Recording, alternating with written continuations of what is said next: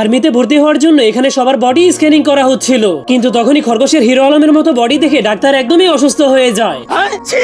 हमको सिर्फ फांसी का सजा चाहिए। এরপর আরেকজন খরগোশের চোখ পরীক্ষা করতে শুরু করলে সে সবগুলো পরীক্ষাতেই ভালো নাম্বারে পাশ হয়ে যায়, যার ফলে সে কিছুদিনের মধ্যেই আর্মি অফিসারের চাকরি পেয়ে যায়। কিন্তু এরপর সে ট্রেনিং করাতে গিয়ে ভুল করে সবগুলো সৈন্যদেরকে ফেলে দেয়। এই জন্য একজন বড় অফিসার তাকে ডেকে জিজ্ঞেস করে, फौज में भर्ती होना चाहते हो? Yes sir. बाप को भेज। কিন্তু এটা বলার পরেই সেখানে আরেকজন বড় অফিসার চলে আসে। এরপর তাদের দুজনকে পাহাড়ে ক্যাম্পিং করার জন্য পাঠিয়ে দেয়। এই জন্য সেই শয়তান অফিসার তার সবগুলো মালামালকে খরগোশের পিঠের উপরে উঠিয়ে দিয়ে খরগোশটাকে গাদার মতো খাটাতে শুরু করে দেয়, যার কারণে হাঁটতে হাঁটতে খরগোশের পায়ের অবস্থা অনেক খারাপ হয়ে গিয়েছিল।